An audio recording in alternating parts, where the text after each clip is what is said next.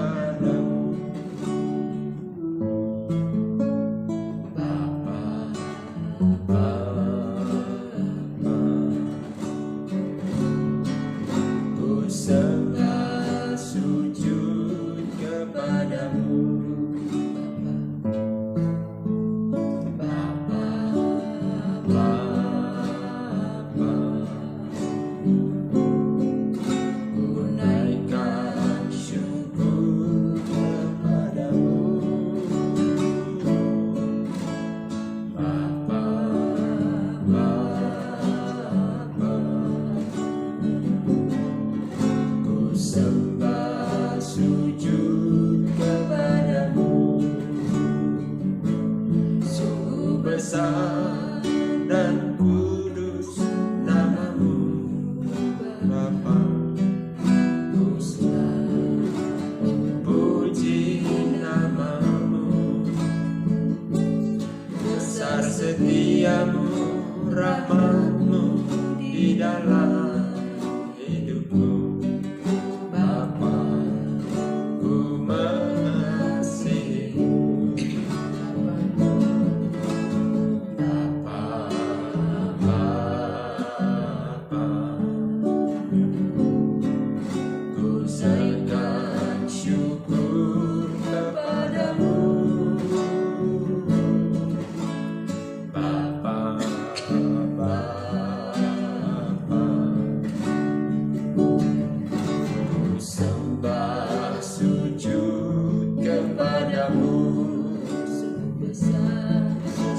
Besar dan kudus namamu, Bapa. Ku selalu puji namamu. Besar setiamu, rahmatmu di dalam hidupku, Bapa. Ku mengasihimu. Besar setiamu, rahmatmu di dalam hidupku, Bapa. Ku mengasihimu, Bapa. Ku mengasihimu. Mengasihi Engkau, Yesus, dengan segenap hatiku. Yes, amen. Aku mengasihi Engkau, Yesus, dengan segenap jiwaku. Ku renungkan firman-Mu siang dan malam. Ku pegang perintah-Mu dan ku lakukan. Engkau tahu ya Tuhan, tujuan hidupku hanyalah untuk menyenangkan hati-Mu. Engkau tahu ya Tuhan, tujuan hidupku hanyalah untuk menyenangkan hati-Mu. Menyenangkan hati-Mu. Menyenangkanmu, senangkanmu, hanya itu kerinduanku.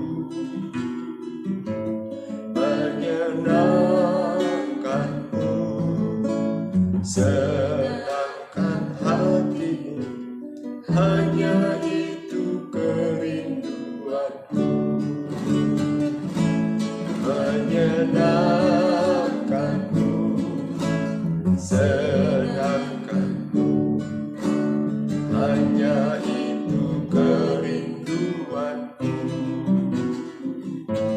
Menyenangkanmu, senangkan hatimu, hanya itu kerinduanku. Menyenangkanmu, senangkanmu, hanya itu kerinduanku. Menyenangkanmu, senangkan hatimu, hanya itu kerinduanku. Hanya itu kerinduanku. Haleluya. Yesus menyukai Haleluya. Haleluya. Haleluya. menyenangkan, menyukakan, merindukan, memuji, mengeluh-elukanmu tujuan kami. Glory, glory, glory, glory. Bagimu Yesus, pujian hormat Glory, glory, glory, glory, glory, glory. Haleluya. Glory, glory, glory.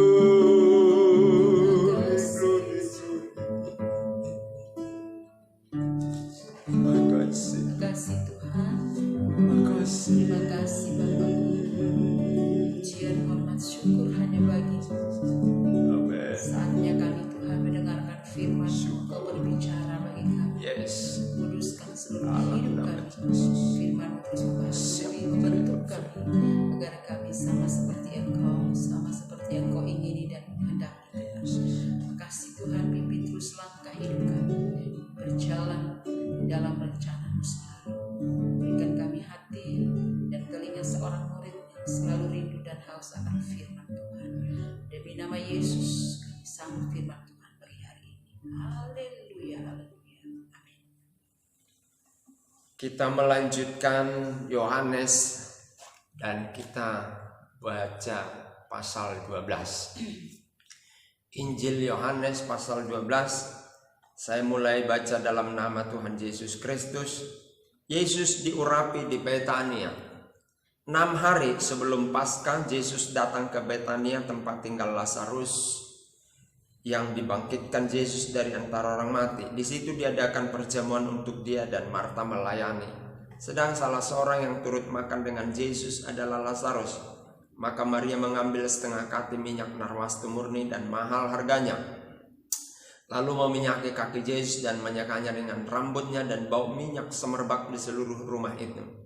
Tetapi Judas Iskariot, seorang dari murid-murid Yesus yang akan segera menyerahkan dia, berkata, "Mengapa minyak narwastu ini tidak dijual 300 dinar dan uangnya diberikan kepada orang-orang miskin?" Hal itu dikatakannya bukan karena ia memperhatikan nasib orang-orang miskin, melainkan karena ia adalah seorang pencuri. Ia sering mengambil uang yang disimpan dalam kas yang dipegangnya. Maka kata Yesus, "Biarkanlah dia melakukan hal ini mengingat hari penguburanku. Karena orang-orang miskin selalu ada pada kamu, tetapi aku tidak akan selalu ada pada kamu." Persepakatan untuk membunuh Lazarus. Sejumlah besar orang Yahudi mendengar bahwa Yesus ada di sana dan mereka datang bukan hanya karena Yesus, melainkan juga untuk melihat Lazarus yang telah dibangkitkannya dari antara orang mati. Lalu imam-imam kepala bermufakat untuk membunuh Lazarus juga. Sebab karena dia banyak orang Yahudi meninggalkan mereka dan percaya kepada Yesus. Yesus dielulukan di Yerusalem. Keesokan harinya ketika orang banyak yang datang merayakan pesta mendengar bahwa Yesus sedang di tengah jalan menuju Yerusalem, mereka mengambil daun-daun palem dan pergi menyongsong dia sambil berseru-seru, "Hosana, diberkatilah dia yang datang dalam nama Tuhan Raja Israel." Yesus menemukan seekor keledai muda, lalu ia naik ke atasnya seperti ada tertulis, Jangan takut hai putri Sion, lihatlah rajamu datang duduk di atas seekor anak keledai. Mula-mula murid-murid Yesus tidak mengerti apa hal itu. Akan hal itu, tetapi sesudah Yesus dimuliakan, teringatlah mereka bahwa nas itu mengenai dia dan bahwa mereka telah melakukannya juga untuk dia. Orang banyak yang bersama-sama dengan dia ketika ia memanggil Lazarus keluar dari kubur dan membangkitkannya dari antara orang mati, memberi kesaksian tentang dia. Sebab itu orang banyak itu pergi menyongsong dia karena mereka mendengar bahwa ia membuat mujizat itu. Maka kata orang-orang Farisi seorang kepada yang lain, kamu lihat sendiri bahwa kamu sama sekali tidak berhasil. Lihatlah seluruh dunia datang mengikut dia. Yesus memberitakan kematiannya.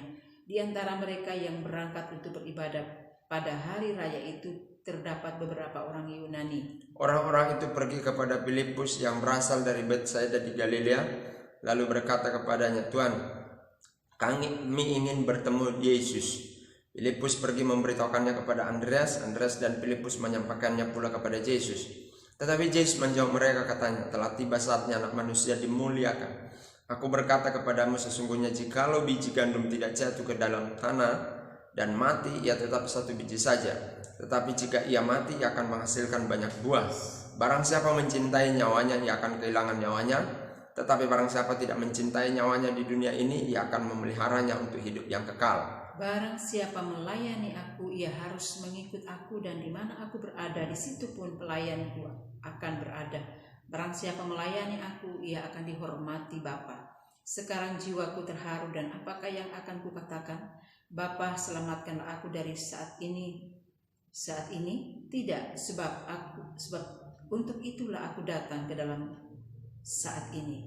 Bapa, muliakanlah namamu. Maka terdengarlah suara dari surga, aku telah memuliakannya dan aku akan memuliakannya lagi. Orang banyak berdiri di situ dan mendengarkannya berkata bahwa itu bunyi guntur. Ada pula yang berkata seorang malaikat telah berbicara dengan dia. Jawab Yesus, suara itu telah terdengar bukan oleh karena aku, melainkan oleh karena kamu. Sekarang berlangsung penghakiman atas dunia ini. Sekarang juga penguasa dunia ini akan dilemparkan keluar. Dan apabila aku ditinggikan dari bumi, aku akan menarik semua orang datang kepadaku. Ini dikatakannya untuk menyatakan bagaimana caranya ia akan mati. Lalu jawab orang banyak itu, kami telah mendengar dari hukum Taurat bahwa Mesias tetap hidup selama-lamanya. Bagaimana mungkin engkau mengatakan bahwa anak manusia harus ditinggikan? Siapakah anak manusia itu? Kata Yesus kepada mereka, hanya sedikit waktu lagi terang ada di antara kamu. Selama terang itu ada padamu, percayalah kepadanya, supaya kegelapan jangan menguasai kamu. Barang siapa berjalan dalam kegelapan, ia tidak tahu kemana ia pergi. Percayalah kepada terang itu selama terang itu ada padamu, supaya kamu menjadi anak-anak terang. Sesudah berkata demikian, Yesus pergi bersembunyi dari antara mereka. Mengapa orang Yahudi tidak dapat percaya? Dan meskipun Yesus mengadakan begitu banyak mujizat di depan mata mereka, namun mereka tidak percaya kepadanya, supaya genaplah firman yang disampaikan oleh Nabi Yesaya. Tuhan, siapakah yang percaya kepada pemberitaan kami? Dan kepada siapakah tangan kekuasaan Tuhan dinyatakan? Karena itu mereka tidak dapat percaya, sebab Yesaya telah berkata juga, ia telah membutahkan mata dan mendegilkan hati mereka, supaya mereka jangan melihat dengan mata dan menanggap dengan hati, lalu berbalik sehingga aku menyembuhkan mereka. Hal itu dikatakan oleh Yesaya, karena ia telah melihat kemuliaannya dan telah berkata tentang dia. Namun banyak juga di antara pemimpin yang percaya kepadanya. Tetapi oleh karena orang-orang Farisi mereka tidak mengakuinya berterus terang, supaya mereka jangan dikucilkan. Sebab mereka lebih suka akan kehormatan manusia daripada kehormatan Allah. Firman Yesus yang menghakimi. Tetapi Yesus berseru katanya, barang siapa percaya kepadaku, ia bukan percaya kepadaku, tetapi kepada dia yang telah mengutus aku. Dan barang siapa melihat aku, ia melihat dia yang telah mengutus aku. Aku telah datang ke dalam dunia sebagai terang, supaya setiap orang yang percaya kepadaku jangan tinggal di dalam kegelapan. Dan jikalau seorang mendengar perkataanku tetapi tidak melakukannya, aku tidak menjadi hakimnya, sebab aku datang bukan untuk menghakimi dunia, melainkan untuk menyelamatkannya.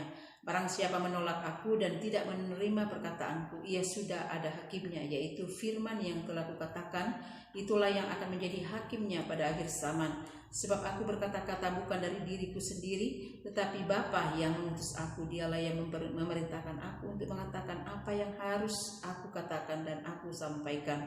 Dan aku tahu bahwa perintahnya itu adalah hidup yang kekal. Jadi apa yang aku katakan, aku menyampaikannya sebagaimana yang difirmankan oleh Bapa kepada aku. Amin. Datanglah kepada terang, yaitu Yesus. Tema topik itu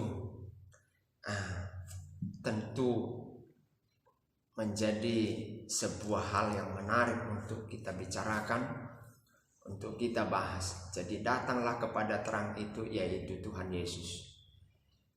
Yesus tidak pernah memaksa seseorang untuk datang kepada Dia. Yesus tidak pernah menolak seseorang jika seseorang datang kepada Dia. Namun ketika seseorang datang kepada Yesus sebagai terang, dia akan melihat siapa itu Yesus. Dia adalah Tuhan, Dia adalah Allah, Dialah Juru Selamat satu-satunya. Bahkan ketika seseorang datang kepada terang itu, yaitu Yesus, dia akan melihat mukjizat itu sebuah anugerah Tuhan. Bukan seperti orang-orang Farisi justru memutar balik fakta. Yesus pembohong, itu adalah sabotase, kira-kira begitu.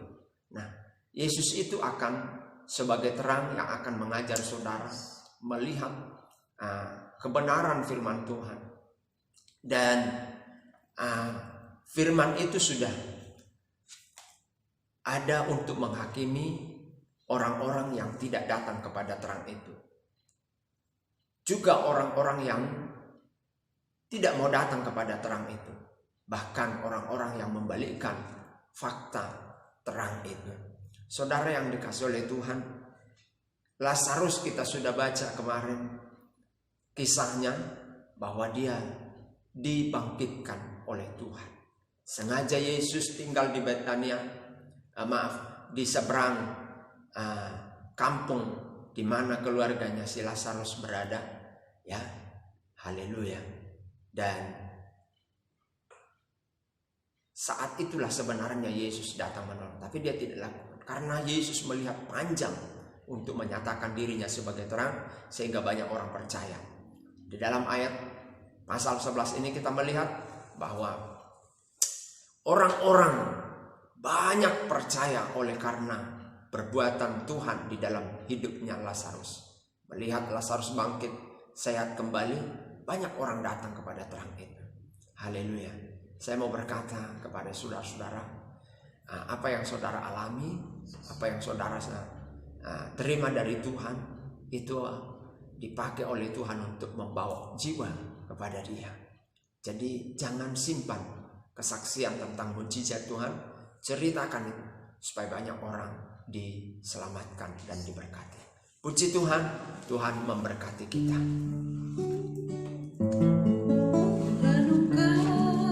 Firman-Mu siang dan malam, ku pegang perintah-Mu dan ku lakukan.